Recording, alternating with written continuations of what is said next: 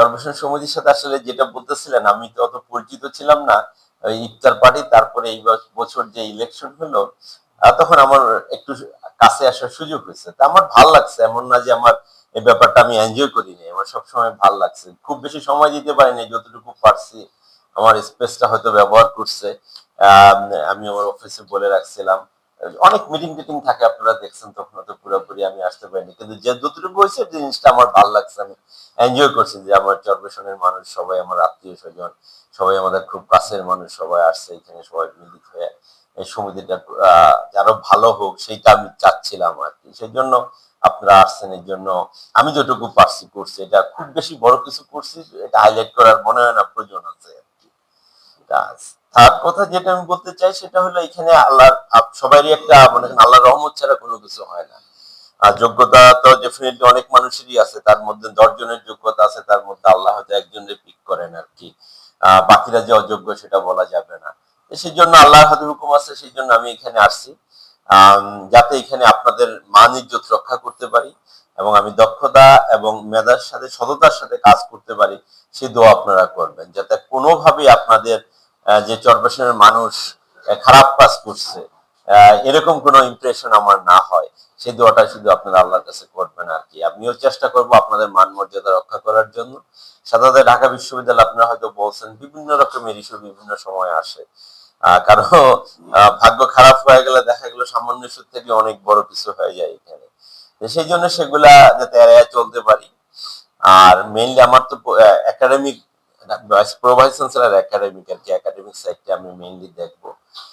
সেখানে বিশ্ববিদ্যালয়ের টিচার নিয়োগ আছেন, আর এবং একাডেমিক এক্সিলেন্সকে বিশ্ববিদ্যালয়ে কিভাবে বাড়ানো যায় সেই কাজটা আমি দেখবো। এখানে র্যাঙ্কিং এর ব্যাপার আছে, আপনারা শুনেন প্রায় ঢাকা বিশ্ববিদ্যালয়ের র্যাঙ্কিং মাঝখানে খুব নিচে নেমে গেছিল, এখন আবার বিভিন্ন ডাটা ইনপুট করার পর নিচে নেমে গেছে। মানে এই না, আমাদের লেখাপড়ার মান খুব কমে গেছিল, অনেকগুলা ডাটা ইনপুট দিতে হয়, প্রতি বছর অনেক ইনপুট দিতে হয়, সেগুলা ঠিক মতো দেওয়া হচ্ছিল না, যার ফলে আমাদের অবস্থান একটু নিচে নেমে গেছিল। এখন আবার আমরা সেই ডাটাগুলো বিভিন্ন সময় দেওয়ার চেষ্টা করি। এখনো পুরোপুরি আমরা হয় কি ম্যানুয়ালি কাজ করি ইউনিভার্সিটি। আর যেসব র্যাঙ্কিং গুলো হয়, উনি প্রাইভেট ইউনিভার্সিটি চাকরি করেন, এগুলা হলো সব অনলাইন বেসড হয় আর কি, যার ফলে বিশ্ববিদ্যালয়ের র্যাঙ্কিং এ আমরা হয়তো খুব ভালো করতে পারি না, আবার কিছু কিছু জায়গায় ভালো করি। আপনারা হয়তো জানবেন, এই কিছুদিন আগে একটা কিউএস র্যাঙ্কিং এ ইন্টারডিসিপ্লিনারি ঢাকা বিশ্ববিদ্যালয় সারা পৃথিবীতে 52তম হচ্ছে। এটা একটা সেখানে তো আন্তরিকতার কোনো অভাব থাকবে না। আর এটার বায়াস আমি থাকবোই, মানে আমরা সবাই হিউম্যান বিং, এই জন্য বায়াসনেস এখানে থাকবেই। সেটা বলা লাগবে না কারোই। আমি হয়তো বলছি আপনাদের আগেও, আমি যখন মাস্টার্সে থিসিস করি, শৈবাল আছে, শৈবালের মধ্যে বিভিন্ন মেটালিক পলিউশন কিভাবে কমানো যায়, সেই শৈবালটা আমরা ভোলা থেকে নিয়ে আসছিলাম। আমি যখন পিএইচডি করি, আমি বায়ু দূষণের উপর কাজ করি আর কি। আমার একটা স্যাম্পলিং সাইট ছিল ভোলায়, এবং সেখানকার যে স্যাম্পল সেটা কেমিক্যাল ক্যারেক্টারাইজ করে একটা পেপার বাই হয়েছে রয়্যাল সোসাইটি অফ কেমিস্ট্রি থেকে। সেই জায়গাটা ছিল ভোলাতে। এখন আমার ওই চরপেশনে একটা দেখবেন আপনার ধানক্ষেতের মাঝখানে একটা অবজারভেটরি আছে। আমেরিকার পৃথিবীর সবচেয়ে বড় রিসার্চ অর্গানাইজেশন হলো আমেরিকান নাসা। নাসা ওইখানে কাজ করতেছে। তারপরে স্টকহোম ইউনিভার্সিটি, যেখান থেকে নোবেল পুরস্কার দেওয়া হয়, ওদের টপ 5 ওয়ার্ল্ডের 5 নম্বর ইউনিভার্সিটি, ওরা সিরিয়াসলি এখানে কাজ করতেছেন। এরকম ইউনিভার্সিটি অফ ব্রিস্টল এখানে কাজ করতেছেন। এগুলা আমি আন্তরিকতা আছে এবং আমি এখানে কাজ করতে চাই, এই জন্য এইসব বড় অর্গানাইজেশন গুলো এখানে আমি নিয়ে আসতে। আপনাদের দৃষ্টিতে হয়তো এটা ছোট, কিন্তু আমি যে ফিল্ডে কাজ করি, সারা পৃথিবীর মানুষ এখন জানে যে এই জায়গাটা এরকম একটা কাজ কাজ হচ্ছে। এখান থেকে আমরা অনেক হয়তো জানবেন, নেচারে কমিউনিকেশনে পাবলিশ করার চেষ্টা করছি এবং হয়েছে। সায়েন্স অ্যাডভান্সের মতো খুব হাই রিসার্চ জার্নালে এখান থেকে পাবলিশ হয়েছে। তো সেই জায়গাগুলা এবং নাসার ওয়েবসাইটে আপনারা এখন যদি যান, নাসা এখানে ভোলা নামে একটা জায়গা পয়েন্ট করা আছে। তা আমি আমার দিক থেকে এখানে কন্ট্রিবিউট করার চেষ্টা করতেছি বা করে যাব। আপনারা হয়তো আপনাদের ভাবনার কথা বলবেন। ইনশাল্লাহ আমরা দুই গ্রুপ মিলাই যাতে ভালোভাবে কাজ করতে পারি, সেটা আমরা চেষ্টা করব বা আমি চেষ্টা করব। আর মাগরিবের নামাজের সময় হয়ে গেছে, বেশি সময় না। আপনাদের কাছে আমি সত্যি কৃতজ্ঞ, আপনারা এতজন মানুষ এত অল্প সময়ের মধ্যে এখানে আসছেন। সাথে সাথে আমি মোহন ভাইকে অভিনন্দন জানাই। উনি অনেক বড় পোস্টে গেছেন। মানুষের সাথে বোধহয় আমি কথা বলছিলাম ফোনে একবার যে এটা আম, যে আর ভাল লাগে যে আমাদের পরিচিত মানুষ, আমাদের নিকট মানুষ খুব যদি ভালো জায়গায় যায়। সেদিন বাংলাদেশ ব্যাংকের আমার কিছু বন্ধু আছে, ওরা বোধহয় এখন কেউ ম্যানেজার, কেউ ডিরেক্টর, এরকম লেভেলে। তো ওদের সাথে কথা বলতেছিলাম, আপনার কথা বললাম আর কি, ওরা চিনে সবাই আপনাকে। বললো যে এটা ভাল লাগে আর কি, যে আমাদের পরিচিত মানুষ বা আমার নিচের নিকট মানুষ যদি কোনো বড় জায়গায় যায়। আর আপনারা সবাই যার যার জায়গায় অনেক সিগনিফিকেন্ট রোল প্লে করতেছেন। আমি আশা করি, আমি দোয়া করি আপনাদের জন্য, আপনারা আরো বড় জায়গায় যান ইনশাল্লাহ। সবাই দোয়া করবেন আমার জন্য, যাতে আমি আমার মেধা, সততা এবং দক্ষতার সাথে ঢাকা বিশ্ববিদ্যালয়ের একাডেমিক এক্সেলেন্সের জন্য কাজ করতে পারি, আপনাদের মান মর্যাদা রক্ষা করতে পারি। সবাইকে ধন্যবাদ। আসসালামু আলাইকুম। যেভাবে হাইলাইট করেছেন, যে প্রজেক্ট করেছেন, একটা নাসার একটা রিসার্চ একটা কম্পোনেন্ট হলো আমাদের ভোলা সলিউশন, এটা আমাদের জন্য অনেক বড় প্রাপ্তি। সালাম ভাই, আশা করি ভবিষ্যতে আমাদের কথা মনে রাখবেন এবং আমাদেরকে আরো হাইলাইট করবেন। বাই দ্য ওয়ে, আমি সালাম ভাইকে বলেছি, আমি কিন্তু সালাম ভাই part of your organization Dhaka বিশ্ববিদ্যালয়। আমি কিন্তু আপনার এই প্রোগ্রাম শেষ করার পরই আমি ব্যাংকিং অ্যান্ড ইন্স্যুরেন্স ডিপার্টমেন্টে যাবো। সেখানে প্রতি শুক্রবার আমি ব্যাংকিং ইন্স্যুরেন্স ডিপার্টমেন্টে মাস্টার অফ প্রফেশনাল ব্যাংকিং একটা প্রোগ্রাম আছে, 2 বছর একটা masters programme, mainly meant for the ব্যাংকারদেরকে 2 বছর একটা মাস্টার্স ডিগ্রি দেওয়া হয়।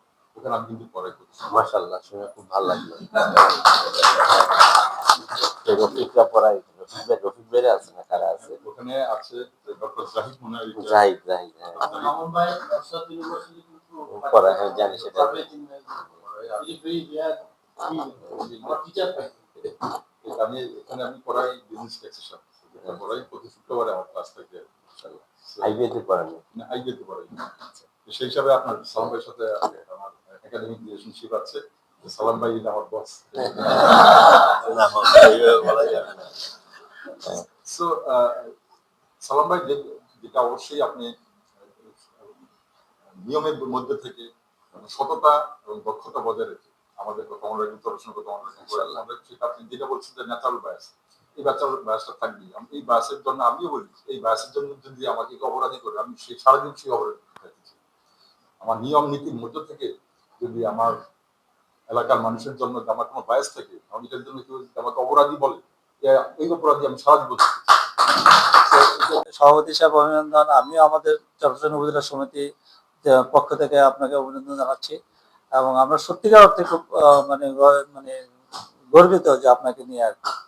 আর আমাদের সমিতির সাথে আপনি কম বেশি একটু রিলেটেড আছেন আর কি, সেটাও আমাদের জন্য একটা বড় পাওয়া।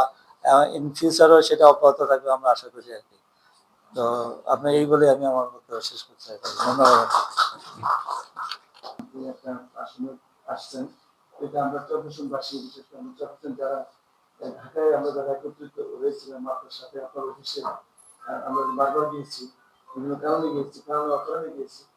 তো সেই সুবাদে আমরা আমাদের পক্ষ থেকে, আমাদের সমিতির পক্ষ থেকে আপনাকে শুভেচ্ছা জানাচ্ছি। ধন্যবাদ।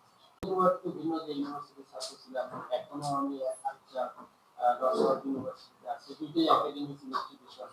হ্যাঁ, এটা আমার দুই দিকে একটু দুর্বলতা। একদিকে ইউনিভার্সিটির আমাদের ছাত্রশ্রম, এরপরে কারেন্ট, আপনার সাথে গত 1 বছর যাবত আমার এটা 1-1.5 বছর যাবত ক্লোজলি মিশে আপনাকে আমার খুব মাই ডিয়ার ম্যান মিশু, এই মিলামেশা করার মানসিকতা নর্মালি অনেকেরই থাকে। সেই দিক থেকে you are very nice and so kind. Thank you and congratulations for our. Thank you. সমিতির সাথে আপনার সম্পৃক্ততা যেটা বললেন, যে গত এই ইফতারের আগের ইফতারে আপনি যখন আসলেন, সেখান থেকে আমাদের সম্পর্ক তৈরি হলো। তখন থেকে আমরা সমিতির পক্ষ থেকে আপনাকে বিভিন্ন সময় কাছে পেয়েছি। আর লাস্ট যে ইফতার ছিল, সেখানে আপনার যে কন্ট্রিবিউশন, সেটা আমরা এক বাক্যে সবাই স্বীকার করতে বাধ্য, যদিও আপনাকে আমরা সেভাবে সম্মানিত করতে পারিনি।